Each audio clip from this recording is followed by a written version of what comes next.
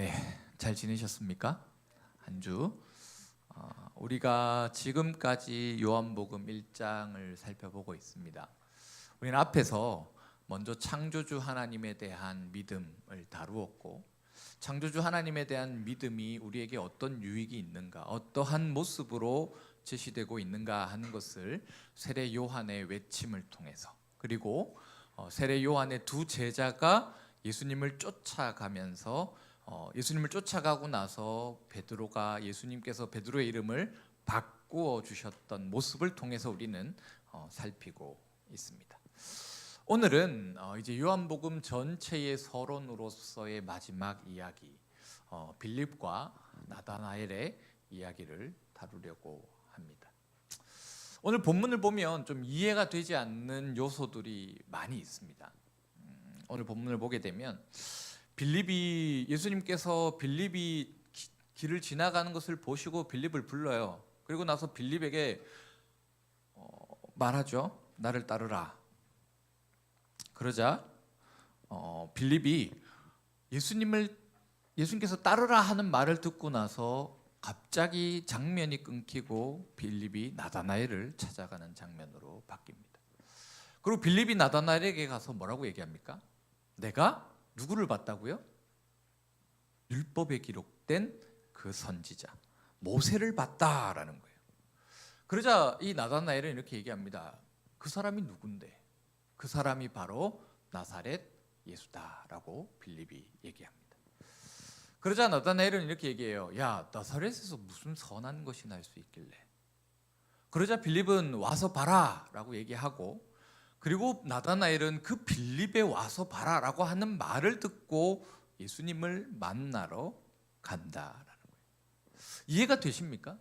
지금 이 빌립과 나다나엘이 얼마나 친한 관계고 또 얼마나 친숙하고 친분이 있는 관계인지, 신뢰를 주고받는 사이인지는 잘 모르겠는데, 지금 빌립이 했던 말의 얘기를 들어보면 사실 믿을 수 없는 얘기를 하고 있는 겁니다.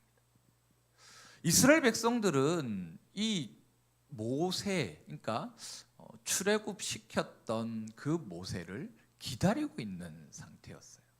그런데 그런 상태에서 어떤 일들이 있었냐면, 이 말라기와 마태복음 사이에 어떤 사건들이 있냐면, 자칭 메시아라고 하는 사람들이 일어나서 수없이 사기를 쳤던 상황이었다라는 거예요. 그러니까 지금 빌립이 야, 내가 그 모세를 봤어 라고 얘기했을 때 나다나엘에게는 어떤 생각이 탁 떠오르냐면, 그 이전에 있었던 그 400년간의 암흑 시대를 이끌었던 그 자칭 메시아들, 사기꾼들이 생각나는 상황이라는 거예요. 그런 상황 가운데서 빌립이 얘기합니다. 야, 와서 봐라. 여러분들 가시겠어요? 여러분들이 나다나엘이라면 빌립이 하는 말을 듣고 굳이 자신의 시간과 돈과 모든 것을 허비해 가면서 그곳으로 가시겠냐? 가지 않는 상황이라는 겁니다. 그런데 지금 이 나다나엘이 빌립의 말을 듣고 가게 됩니다. 우리는 앞에서 요한의 두 제자가 예수님을 따랐다라는 것을 보았습니다. 그리고 그 제자 중에 한 명은 누구였어요? 누구였죠? 요한의 두 제자 중에 한 명은 누구라고 본문이 밝혔어요? 누구? 베드로? 큰일 나요. 자, 요한의 두 제자는 베드로의 형제였던 누구? 그죠, 안드레였어요. 그러니까 안드레가 베드로에게 가서 야, 내가 메시아를 만났다 라고 했을 때 베드로는 안드레의 말을 믿을 수 있었다라는 거예요. 왜요? 안드레는 직접 목격했고 오랜 시간 예수님과 함께 있으면서 대화도 했고, 예수님께서 어떤 꿈을 가지고 계신지, 왜 이 땅에 오셨는지, 왜 이곳에서 그렇게 행하며 살아가시는지, 왜 세례 요한에게 세례를 받으셨는지, 이런 얘기들을 직접 들었기 때문이다. 안드레는 예수님을 직접 보았고 만났고 경험했고 예수님과 함께 많은 시간을 했기 때문에 안드레가 베드로를 향해서 야, 내가 메시아를 만났다라고 했을 때 그 증언에는 힘이 있었다라는 거예요. 그런데 오늘 본문을 보면 빌립의 증언 가운데 힘이 있다라는 거예요. 어떤 힘이요? 직접 경험한 자에게서만 나오는 힘. 지금 요한의 두 제자라는 문구 속에서 우리는 어쩌면 한 명의 남았던 제자가 이 빌립일 수도 있겠다라고 짐작해 한다라는 거예요. 만약에 예수님과 직접 대화하고 이 안드레와 같이 예수님과 오랜 시간을 보내지 않고 잠깐 지금 오늘 본문 43절이 기록하는 것처럼 예수님께서 갈릴리로 나가려 하시다가 잠깐 빌립을 만나서 대화한 것을 가지고 빌립이 나다나엘에게 가서 야, 내가 모세를 봤다. 율법이 기록하고 있는 그 선지자를 내가 만났다라고 얘기한다면 확신이 있겠느냐라는 거예요. 지금 제가 신세경을 직접 본 적이 있는데 신세경을 직접 보지 않고 신세경에 대해서 막 묘사를 하는 것을 우리가 신뢰할 수 있느냐라는 거예요. 신세경을 직접 보고 나서야 그 사람에 대한 묘사가 신빙성이 주어지고 신뢰감을 쌓게 되는 것과 같다라는 거예요. 신세경을 모르시나요 혹시? 제가 요즘 이렇게 예시를 생각할 때마다 이 한 20년이라는 세월을 이렇게 건너뛰는 것 같아요. 그래서 모른다고 알면 안다고 반응해 주세요. 지금 빌립의 이 모습, 빌립과 나다나엘 사이에서 오고 가는 이 대화들을 보면 빌립은 반드시 요한의 두 제자가 오랜 시간 예수님과 대화했던 그때의 한 사람이라는 것을 확신하게 합니다. 자, 그러면 이게 왜 중요하냐면 나다나엘이라는 사람이 굉장한 사람이기 때문이에요. 지금 나다나엘과 이제 예수님의 대화의 장면으로 포커스가 옮겨지는데 나다나엘이 이렇게 얘기합니다. 예수님이 나다나엘을 보면서 이렇게 얘기하죠. 보라, 야, 저 사람 이스라엘의 참된 선한 사람이다. 거짓이 없는 사람이다 라고 얘기합니다. 그러자 나다나엘이 예수님을 향해서 이렇게 얘기해요. 어떻게 나를 아십니까? 내가 누군지 어떻게 아시죠? 그렇게 얘기합니다. 그러자 예수님이 얘기하시죠. 빌립이 너를 부르기 전에 네가 어디 있는 것을 보았다라고 대답해요. 어디에 있었다고요? 나다나엘이? 그렇죠. 감사해요. 갑자기 이 대답을 들으니까 막 벅차오르네요. 무화과 나무 아래에 있었는 것을 내가 봤다라고. 그러자 나다나엘의 고백이 굉장히 놀랍습니다. 당신은 누구라고요? 하나님의 아들이시오. 당신은 이스라엘의 임금입니다 라고 고백해요. 이 대화의 맥락이 이해가 가시나요 지금? 예수님이 그래 너 나다나엘이구나. 날 어떻게 아세요? 네가 무화과 나무 아래 있는 거 봤어. 당신은 하나님의 아들이시고 당신은 이스라엘의 참된 왕이십니다. 고백하는 이 맥락이 이해가 되시나요? 왜 나다나엘은 갑자기 뜬금없이 자신을 알아봐준 예수님에게 하나님의 아들이시고 이스라엘을 다스려야 할 참된 왕이십니다 라고 대답하냐는 거예요. 왜요? 왜 이렇게 대답하게 되죠? 이게 이제 중요한 겁니다. 나다나엘이 나무 아래에 있었다라고 예수님이 보셨어요. 그런데 이 당시 나무 그늘 아래에는 누가 있었냐면 굉장한 학자들, 자신의 평생을 바쳐서 연구하는 사람들이 있는 곳이에요. 이 사람들이 무엇을 연구했냐면 바로 율법, 말씀을 연구했던 사람들이라는 거예요. 왜 이 사람들은 나무 그늘 아래에서 율법을 연구했을까요? 왜? 우리 끝에 모자 쓰신 분 방금 손을 들었어요. 네, 그 옆을 바라보고 계시는 우리 까만색 패딩에 파란 모자. 손 드신 건가요? 아닌가요? 네, 죄송합니다. 제가 왜죠 할 때 손을 이렇게 드시길래 죄송합니다. 네. 왜냐하면 이 당시 날씨와 기후 때문이에요. 이스라엘은 낮에는 어떤 날씨였어요? 더운 날씨예요. 해가 뜨는 순간 온도가 3, 40도로 올라가는 것이고, 해가 지면 어떻게 돼요? 온도가 영하로 떨어지는 것이었어요.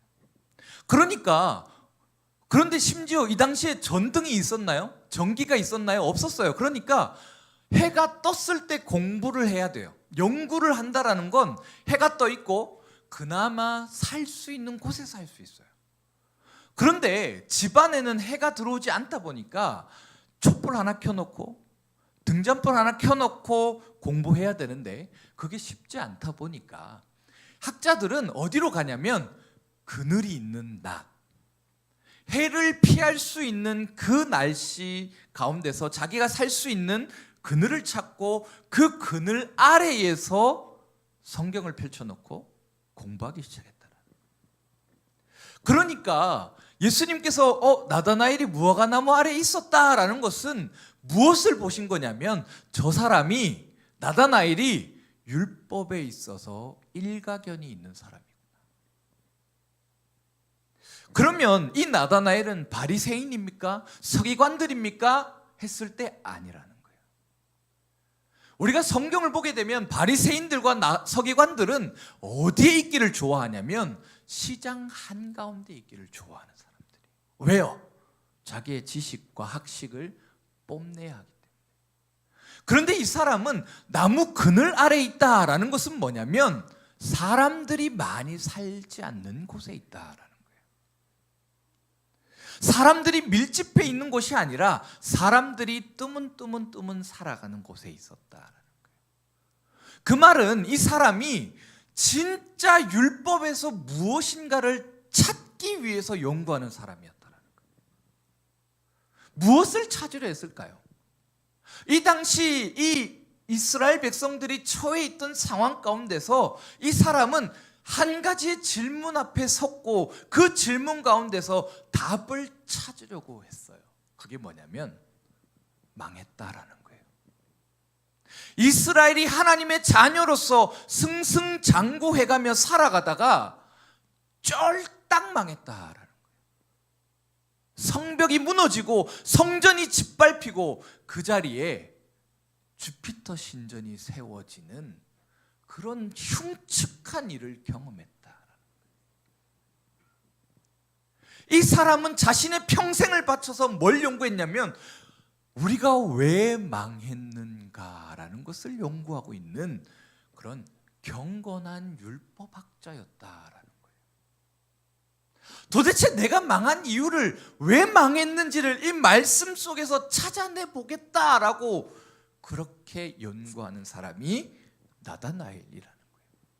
그러니까 이 나다나엘이 얼마나 율법학자로서 율법에서 말하는 선지자를 잘 알겠어요. 그렇죠? 지금 빌립이 와서 야, 내가 율법이 기록하고 있는 모세를 봤다. 내가 그 선지자를 만났어 라고 했을 때 확신 있는 대답이 아니라면 나다나엘은 이렇게 얘기할 수 있다는 거예요. 너 지금 사기치는 거야. 한 번의 실수도 한 번의 오차도 있어서는 안 되는 그런 대화를 빌립과 나다나엘이 주고받았다라는 거예요. 그런데 빌립이 졌습니까? 빌립이 나다나엘과 대화했을 때 누가 꼬리를 내리고 따라갑니까? 나다나엘이라는 거예요. 지금 빌립이 야, 못 믿겠으면 와서 봐. 내가 메시아를 만났어. 내가 선지자를 만났어. 내가 우리를 구원할 해답을 찾았어 라고 제시했을 때 나다나엘은 야, 나사렛에서 무슨 선한 것이 나는데 내가 율법을 연구했을 때 나사렛에서는 선한 것이 나올 수 없어. 구원자가 나올 수 없어 라고 강력하게 반발했는데도 빌립이 꼬리를 내리지 않고 못 믿겠어? 와서 봐. 그 확신에 찬 빌립의 모습 속에서 나다나엘은 힘을 느꼈다라는 거예요.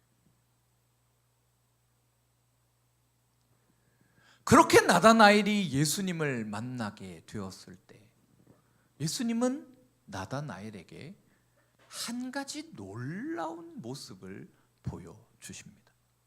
그것이 바로 51절이라는 거예요. 우리가 앞으로 요한복음을 읽어가면서 우리가 기대하게 되고 우리가 바라보게 되고 우리가 예수님의 모습 속에서 발견해야 되는 핵심을 우리에게 보여주는데 그게 뭐냐면 51절이라는 거예요. 자, 우리 51절 한번 같이 읽어볼까요? 시작. 또 이르시되 진실로 진실로 너희에게 이르노니 하늘이 열리고 하나님의 사자들이 인자 위에 오르락 내리락 하는 것을 보리라 하시니라. 이 이야기가 어디에 나오는 장면인지 아십니까? 자, 성경 일독 해보신 분? 저 일독을 했습니다. 일독, 이독 했습니다. 오, 삼독, 오, 사독. 사독이 아니고 사독. 네. 사독이라 하면 그 솔로몬에게 기름 부었던 제사장 이름이고, 사독, 오독했다.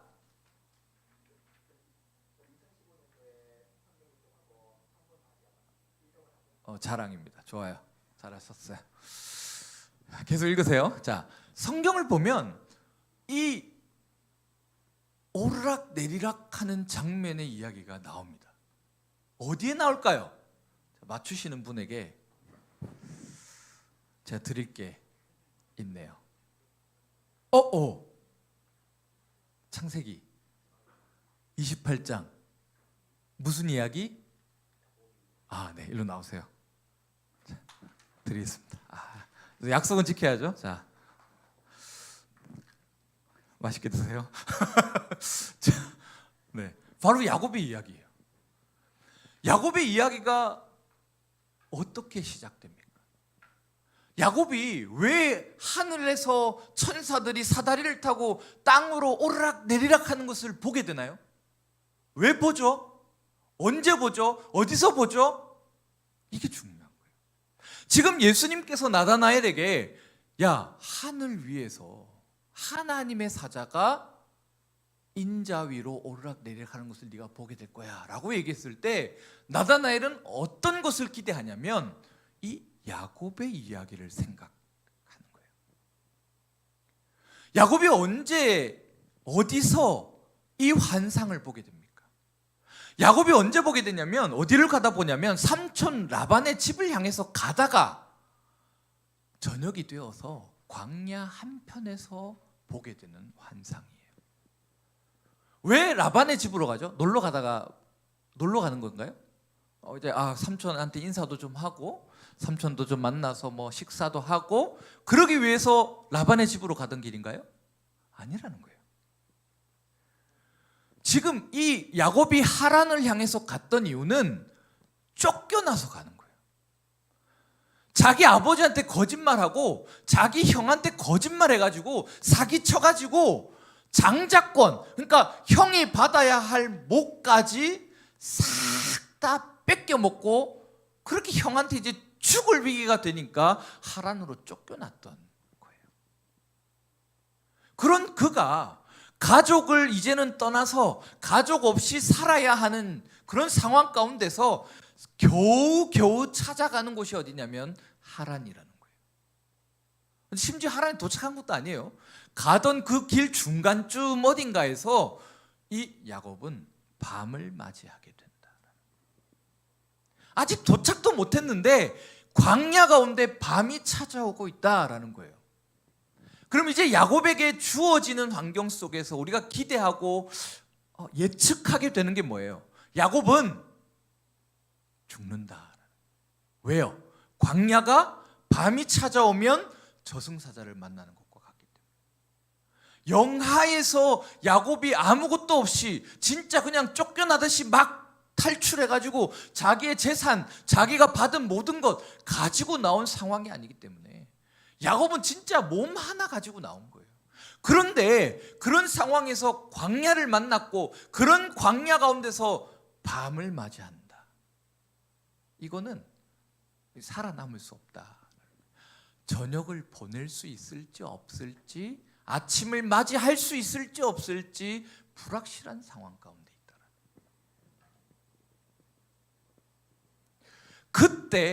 그때 야곱이 보게 된 환상이 이 사다리 환상입니다. 하나님께서 이 환상 가운데 사다리 끝에 서서 야곱을 향해서 이렇게 얘기하시죠. 야곱아, 내가 너와 함께 하겠다. 내가 너를 반드시 어떻게 하겠다? 돌아오게 하겠다라는 거예요. 그럼 이렇게 물을 수 있습니다. 아니, 그래, 야곱이 이제 에서가 좀 죽을 때까지 기다렸다가 이삭도 죽고 야곱도 죽고 자기 엄마도 죽고 나서 그 재산 가지러 가면 안 되나요? 왜 하나님은 지금 도저히 둘이 볼 수 없는 그 원수지간이 된 에서와 야곱을 다시 만나게 하셔야 되느냐? 아니면 차라리 야곱이 그렇게 광야 가운데 있을 때, 밤을 맞이하며 죽을 위기에 처해 있을 때 모세와 같이 다른 사람, 아내를 만나게 해서 좀 새로운 가정을 꾸리고 새롭게 출발하도록 하면 안 됩니까? 그렇게 얘기할 수도 있어요. 그런데 왜 하나님은 죽어가는 야곱을 향해서 내가 너를 다시 고향으로 들어가게 하겠다라고 약속하시느냐? 이 당시 가족이라는 것이 가지는 의미가 상당히 큰데, 이 당시의 가족이라는 것은 어떤 의미냐면, 내가 이 유대인으로서의 유대인들이 이루고 있는 커뮤니티, 사회의 구성원이 되려면 그 가족이 있어야 한다. 가족이라는 것은 뭐냐면 내가 생업을 이어가는 유일한 길이고, 내가 다른 사람들과 연결되기 위한 가교, 다리라는 거예요. 그러니까 내가 만약에 가족으로부터 쫓겨났어요, 내가 가족이 없어요 라고 하면 나는 외톨이가 되는 거예요. 그 누구도 나와 관계를 하지 않는다라는 거예요. 관계도 할 수 없다라는 거예요. 왜냐하면 아버지를 통해서 물물 교환을 하게 되고 아버지를 통해서 사회와 사회가 연결되기 때문에. 그런데 지금 야곱은 어떻게 됐어요? 아버지가 없는 상태가 됐다. 그러니까 이제 야곱은 완전 혼자예요. 완전 혼자.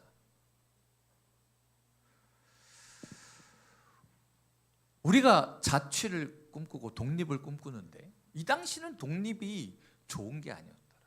아버지 품 안에 있는 게 내가 나로서 살아가는 길이고, 아버지의 그늘 아래 있는 게 내가 나로서 많은 것을 누릴 수 있는 길이었어요. 그런데 지금 야곱은 그 길에서 벗어났죠. 그때 하나님이 나타나셔서 야곱에게 환상을 보여주시고 그 가운데 약속하신 것이 오늘 예수님께서는 자신에게로 연결하신다라는 거예요. 나다나엘이 지금 무엇을 연구하고 있다라고 했습니까?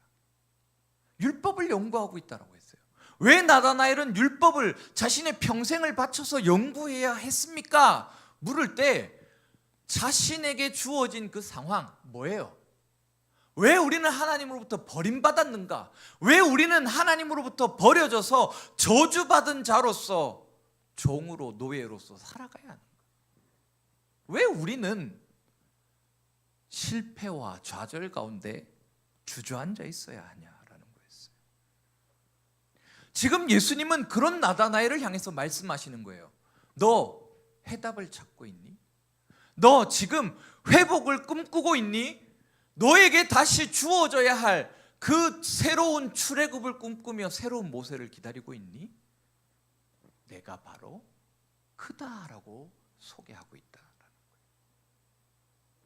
베드로가 고백했던 것처럼, 안드레가 베드로를 향해서 고백했던 것처럼 진짜 메시아가 누구냐라고 했을 때 누구라고요? 예수님 자신이 유일한 메시아다.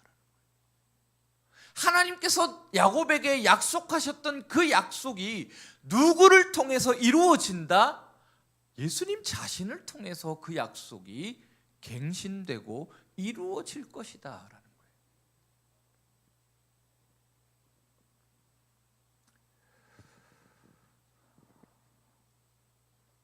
우리가 살아가는 시대가 어떤 시대입니까? 우리는 포스트 모더니즘을 살아갑니다. 그런데 조금 더 좀 극적으로 바라보는 사람들은 나르시시즘의 시대다라고 묘사합니다. 이 나르시시즘이 뭐냐면 나르키소스라는 한 아름다운 청년이 있었어요. 그 사람이 너무 아름답다 보니까 모든 여인들을 다 반하게 만들었어요.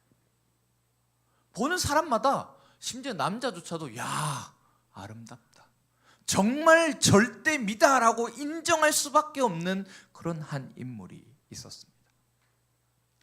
그렇게 그 사람은 하지만 다른 사람들이 눈에 차지 않았어요. 왜요? 사람들이 다 자기만 좋아하고 자기만 거의 동경하다시피 막 이러니까 코가 높아져서 많은 사람들을 보지 않았어요. 심지어 자신에게 고백하러 온 여인을 향해서 뭐라고 얘기하냐면 나가 꺼져라, 나가 죽어라, 이런 식으로 대답을 했어요. 어떨까요? 우리 프로포즈 딱 고백했는데 어때요? 어떻게 돼요? 어떤 마음이 들어요? 킹 받아요. 킹 받아요. MG가 있네요. 킹 받아요. 킹 받아요. 왜 이렇게 수많은 여인들이 이 남자 때문에 킹 받아 있는 거예요. 다 미쳐버릴 것 같아요. 그때 한 여인이 신에게 찾아가서 저주하며 구합니다. 신이 있다면 이 나르키소스를 처벌해 주세요. 이 사람이 뭔데 우리를 자꾸 이렇게 무시하고 우리가 하는 모든 것들에 대해서 저주하느냐라는, 그렇게 시기하며 탁 신에게 많은 재물을 바쳐서 탁.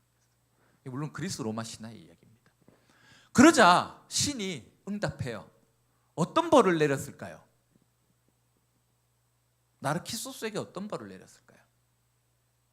아시는 분이 있나요? 이 얘기? 우리 고개를 끄덕이신 분이 자기를 사랑하는 벌을 내렸어요. 그렇게 어느 날 나르키소스가 우물가를 지나다가 문득 얼핏 가장 아름다운 청년을 만나게 됩니다. 그렇게 그 나르키소스는 우물가에서 벗어날 수 없게 됐어요. 우물을 벗어나면 그 청년이 안 보이니까 그 우물가에서 매일, 매월, 매주 그곳에 머물기 시작했어요. 어떻게 하면 이 청년을 좀 더 만날 수 있을까? 어떻게 하면 이 사람을 만날 수 있을까? 고심하던 나르키소스는 어떤 선택을 하냐면 연못에 들어갔어요. 어떻게 되었을까요? 나르키소스가 산소통 끼고 꼬르륵 하면 잘 살았을까요? 아니요, 죽었다. 포스트 모더니즘이라는 시대는 절대적인 것을 갖다 버리면서 상대적인 것을 강조하기 시작했어요. 진리를 버리면서 네가 좋아하니? 그럼 해라. 그것이 좋은 거다. 너에게 즐거움을 주니? 그럼 그것 쫓아가라.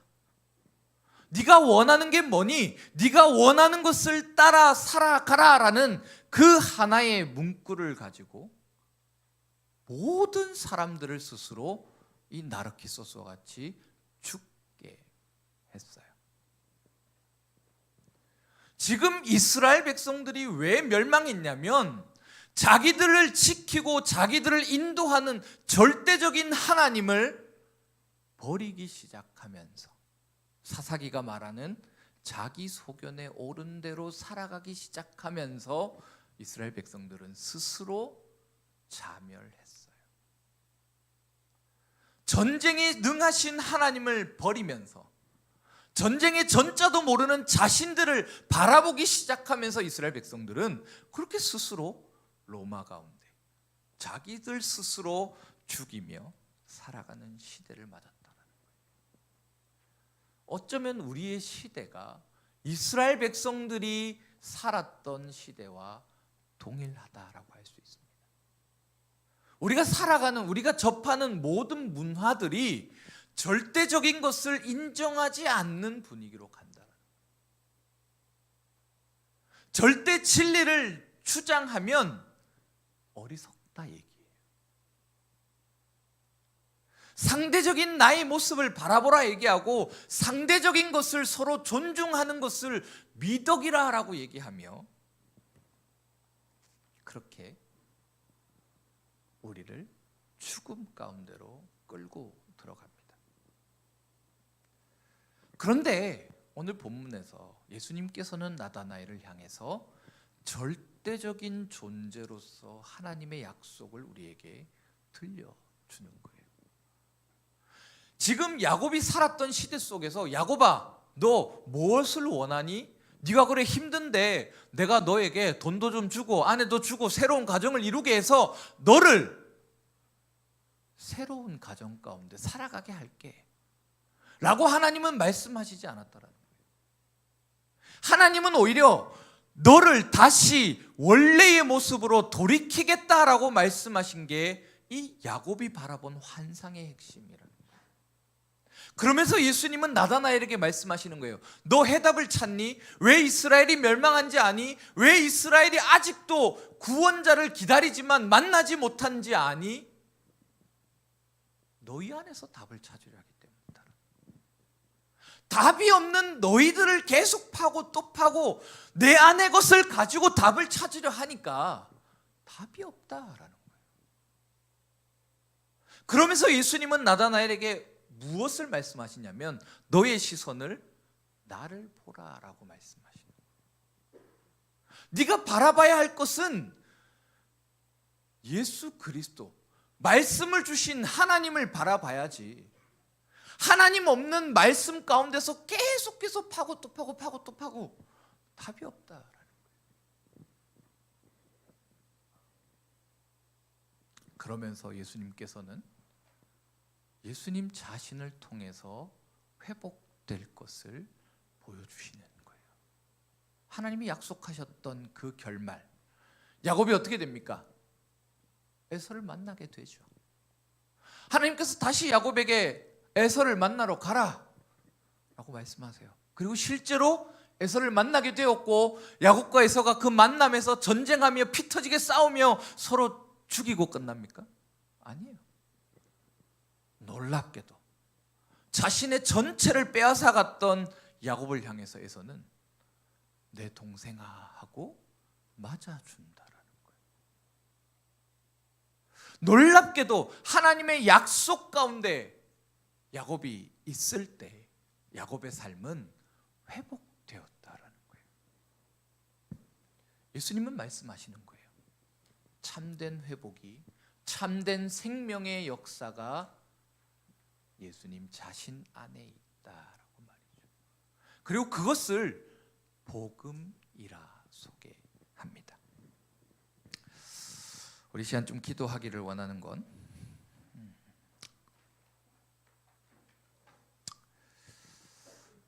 우리가 살아가는 시대가 어쩌면 우리를 이 야곱과 같은 상황 가운데 내몰지도 모릅니다. 우리는 늘 세상 가운데 도태되지 않기 위해서 부지런히 세상을 쫓아가다 보면 무엇이 남냐면 여전히 공허한 내 마음, 여전히 외톨이로서 앉아있는 내 모습만을 보게 됩니다. 저도 그랬고요. 여러분들도 그럴 것 같아요. 그런데 예수님은 그런 우리에게 야, 세상 속에 답이 있다 말씀하시지 않아요. 세상을 바라보면 너의 결말은 나르키소스가 겪었던 것처럼 죽음이야. 그러나 너를 회복하고 너를 다시 재창조하실 하나님을 바라보면 너의 안에 회복이 주어지는 거야. 너의 안에 새로운 소망이 있고 너의 안에 절대적인 진리가 채워지는 그 순간 우리의 마음은 따뜻함과 만족함과 즐거움과 기쁨으로 살아가게 될 거야 라고 우리에게 말씀하십니다. 그렇기 때문에 요한복음은 우리에게 계속해서 소리를 들려줘요. 어떤 소리를 들어야 합니까? 요한이 말하고자 하는 소리는 무엇입니까? 보라, 세상 죄를 지고 가는 하나님의 어린 양이로다. 창조주 하나님 되시는 예수 그리스도를 바라보라. 너희 안에 생명의 역사를 일으키실 예수 그리스도를 기대하며 바라보며 그분의 뒤를 따라가라라고 우리에게 요청합니다. 한 주간 어떻게 사셨습니까? 한 주간 우리는 무슨 소리를 듣고 어떤 것을 바라보고 무엇을 사랑하며 살아오셨습니까? 이 시간 예수님께서 동일하게 우리에게 말씀하셔요. 너 살고 싶니? 혼자 이 세상을 살아가기가 벅차니? 혼자 이 세상 가운데 남아서 버티어내고 견디어내고 이겨낼 힘이 없니? 그러면 예수님을 찾아와라. 예수님을 붙잡아라. 예수님을 바라보라 말씀하셔요. 우리 시간, 우리 한 주간의 삶을 돌아보시며 회개도 하시고 우리의 앞으로 또 주어질 한 주를 이제 맞닥뜨리게 될 터인데 결단하며 나아가십시다. 하나님, 야곱에게 약속하신 그 약속이